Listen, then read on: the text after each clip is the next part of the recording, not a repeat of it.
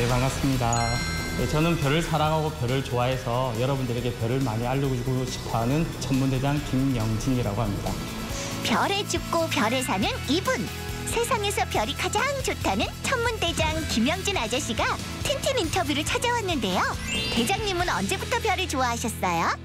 저는 중2 때 알퐁스 토의 별이라는 책을 봤는데 그 책에 나와 있는 목독이 너무 멋지더라고요. 그 공주를 앉혀놓고 별자리를 설명하는 모습이 너무나 멋졌기 때문에 직접 쌍안경을 들고 별을 찾아서 직접 보게 되었는데요. 그 모습을 보고는 별을 좋아하게 됐습니다. 다행인 것은 제가 옛날 살던 곳이 생각보다 별이 많이 보이는 곳이었어요. 그래서 어릴 때 하루에 하나씩 별자리 찾는 재미가 있었습니다. 그걸 일기장에 기록하고 그런 경험이 있는데 아마 그 경험이 쌓여서 지금의 모습이 되지 않았나 생각이 드네요. 한 양치기 목동의 사랑 이야기를 담은 책을 본 후 별을 좋아하기 시작했다는 김영진 대장님. 그때부터 별자리를 일기장에 기록하셨다는데요. 대장님은 어떤 별을 좋아하세요? 그 당시가 가을로 기억되는데 가을에는 1등성이 하나밖에 없습니다. 그 별 이름이 포마라우트라는 별이었는데 그 별이 너무나 예뻤었어요. 물론 그 당시 제가 약간 좀 외롭기도 했거든요. 그래서 저랑 너무나 같은 동병상련의 느낌이라고 해야 되나요? 그래서 그 별을 특히 좋아하고 지금도 그 별은 되게 좋아합니다. 아, 이렇게 생긴 별이군요. 별을 요즘에 스팀 많이 얘기를 합니다. 융합이라고 많이 얘기하는데 별이 진정한 스팀이 아니라는 생각이 들거든요. 그러니까 별이 일단 만들어지는 원리, 우주가 시작되어서 별이 만들어지는 원리 자체를 공부하는 것이 아마 물리학이 될 거고요. 그리고 별이 일생을 살면서 수소가 타면서 헬륨을 만들고 헬륨이 다시 탄소나 산소 등을 만듭니다. 우리가 알고 있는 화학책에 나와 있는 원소 주기율표를 만든 그런 원소들은 전부 별이 만든 거예요. 그 자체가 화학이라고 할 수 있겠죠. 그 중간에 이제 별이 만들어지고 주변에 행성들이 만들어지게 되는데 그 와중에 우리 지구도 만들어진 것이고 그 지구를 연구하는 학문이 바로 우리가 알고 있는 지구과학이 될 것이고요. 그리고 그 지구에서 생명체가 존재하기 시작하면서부터 우리 생물이라는 게 만들어진 거잖아요. 그러니까 별 자체가 이미 모든 우리가 알고 있는 일반적인 과학을 다 내포하고 있는 스팀이라는 생각이 듭니다. 별은 참 낭만적이면서도 한없이 큰 학문이네요. 대장님, 별을 보면서 있었던 재밌는 얘기 좀 해주세요. 특히 이제 대학교 들어가면서부터 대학 동아리에서 별 보러 지금은 상당히 발전되어 있는데 옛날 90년대만 해도 을왕리라는 곳은 굉장히 어두운 곳이었거든요. 그래서 그런 을왕리에 가서 별을 보게 되는데 대부분 이제 저희가 만든 망원경으로 봤습니다. 그래서 들고 다녀야 되고 막 움직여야 되고 먼 거리를 또 이동해야 되기 때문에 그런 들고 갈 때의 재미라고 해야 되나요? 그리고 어두운 곳을 가니까 귀신 얘기들이 꼭 따라오게 되어 있거든요. 그래서 그런 꼭 둘이서 같이 별 보라고 얘기를 합니다. 그 이유가 별을 볼 때 한눈을 감고 보거든요. 한눈을 감고 이렇게 대고되면 옆 사람이 안 보이잖아요. 그 사이에 그 옆 사람이 없었을지도 모르는 거고 귀신이 옆에서 보고 있는데도 나는 별 보는 데 집중하기 때문에 귀신이 데려갈지도 모른다라는 그런 이야기들이 있었거든요. 그렇기 때문에 별을 꼭 둘이서 같이 보라는 얘기도 있고 그리고 특히 94년에는 목성하고 슈메이커 랩이라는 행성이 충돌했었어요. 그때 망원경으로 그 목성을 관측하던 기억도 있고 특히 97년에 지금 또 기록되는 가장 멋진 해성인 헤일밥 해성이라는 게 있는데 공교롭게도 제가 군대에 있을 때 그 해성이 왔거든요. 그래서 제가 새벽 시간에 제 근무도 아님에도 불구하고 근무를 자청해서 보초를 썰어 나간 적도 있습니다. 별 보는 일을 정말 사랑하셨나 봐요.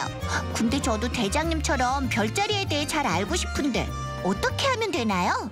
별자리를 이루고 있는 별들은 다 밝은 별이 아니거든요. 그래서 실제 그림을 보고 밖에 나가서 보려고 하면 그 모양이 잘 보이지는 않습니다. 그렇기 때문에 별자리 처음 배울 때는 저는 이렇게 말하거든요. 별자리 모양이나 그림은 잊어라. 다 필요 없는 내용이고 밝은 별들을 우선 알아서 밝은 별 기준으로 별자리를 익혀가는 게 중요합니다. 예를 들면 여름철 대삼각형은 직녀별, 견우별, 백조의 꼬리별로 구성되어 있는데요. 바로 그 직녀별의 별자리 이름이 검구자리예요.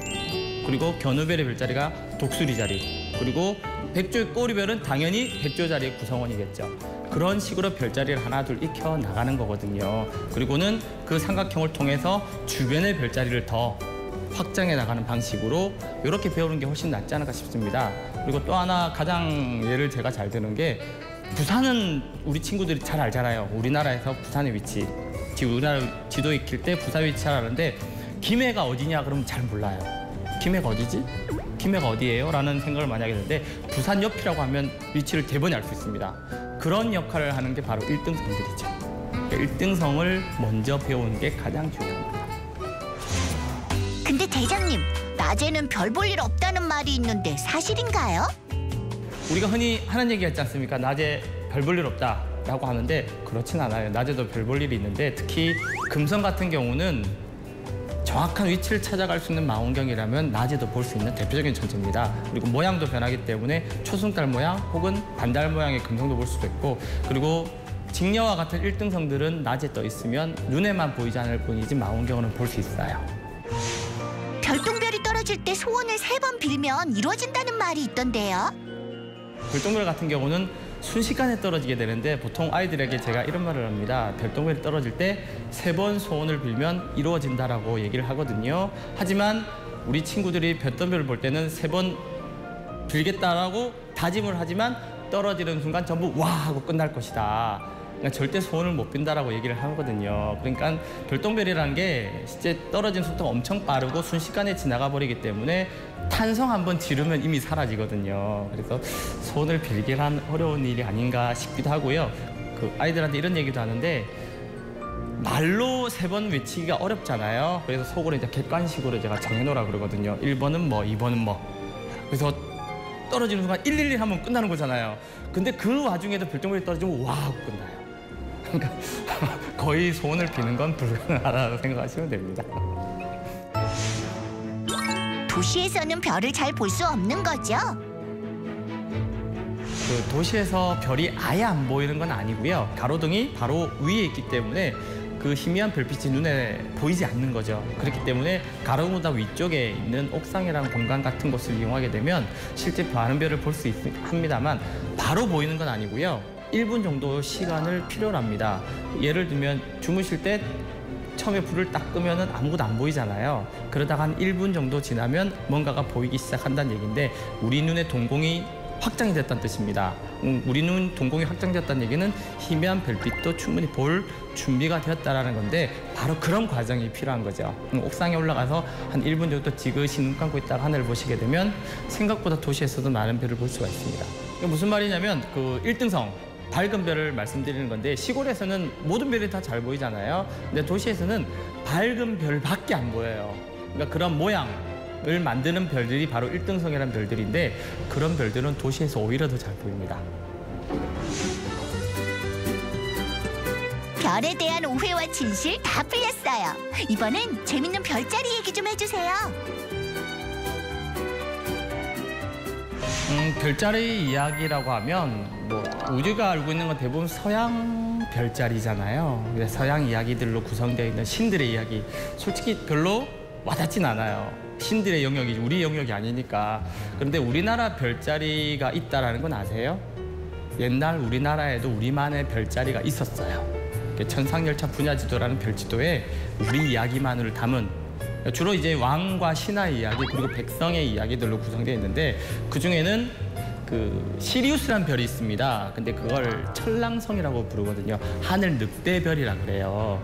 하늘 늑대별이 있고 그 별 주변에 보면 뭔가 주변에 닭 우리 같은 그러니까 닭이 놀고 있는 자리가 있고 그 천랑성이라는 별이 닭을 계속 쳐다보고 있을 거 아니에요. 근데 그 닭을 못 잡아먹게 이렇게 지키고 있는 별도 있고 그래요. 심지어는 뒷간 별자리도 있습니다. 뒷간에 막는 장치도 있고 그리고 실제 똥 별자리도 있고요. 우리나라 별자리 그런 이야기 다 있어요. 우리나라 별자리 이야기 정말 재미있네요.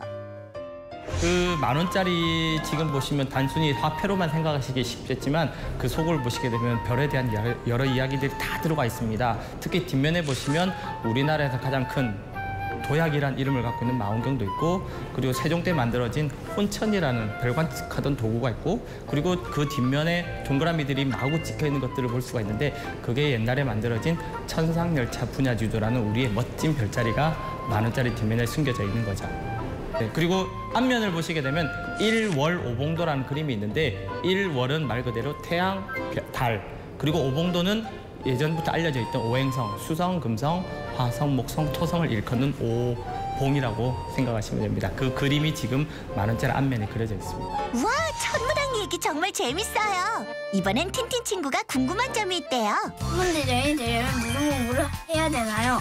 제가 항상 하는 질문 중에 하나가 달은 별일까요? 아닐까요? 라는 질문인데 대체로 그건 별이 아니다라는 대답을 다 하게 되는데 여기서 다시 한번 제가 묻습니다. 그럼 왜 달이 별이 아닐까요? 라고 물으면 그건 달빛은 자기 빛이 아니라 햇빛이기 때문이에요 라고 대답을 하거든요. 그럼 제가 다시 되묻습니다. 그럼 달빛이 햇빛이라는 거 어떻게 알아요? 라고 질문하면 대부분의 친구들이 대답을 못하게 되는데 그건 바로 책에는 그렇게만 나와 있기 때문이거든요. 근데 잠깐 다르게 생각해 보면 별은 스스로 빛을 내는 거예요. 그러면 달이 스스로 빛을 낸다면 모양이 변할 리가 없어요. 초승달이 될 리도 없고 반달이 될 리가 없어요. 근데 초승달이 되고 반달이 된다는 얘기는 달 스스로가 나는 별이 아니다라는 걸 얘기하고 있는 거거든요. 이와 같이 과학이란 건 외우면 힘들어집니다. 그러니까 과학을 이해하고 호기심을 갖고 배워야 재밌게 배울 수가 있는 건데 우리 친구들이 과학을 어렵다라고 느끼는 건 바로 그런 외우는 과정이 많기 때문에 아닐까 생각이 들거든요. 옛날 천문학자들도 아무런 도구 없이도 달보다 해가 크다는 걸 알았는데 우리 친구들이 그걸 모를 이유가 없잖아요. 그렇기 때문에 약간의 호기심만 갖고 스스로 이해하려고 노력하게 된다면 과학은 훨씬 재미있을 겁니다. 꼭 명심할게요. 알퐁스 도대의 별을 통해 별에 관심을 갖게 되신 김영진 천문대장님. 별이란 알면 알수록 매력적이라는데요. 앞으로도 재밌는 별 이야기 많이 들려주세요. 우리 친구들 너무 TV나 스마트폰만 가까이 하지 마시고요.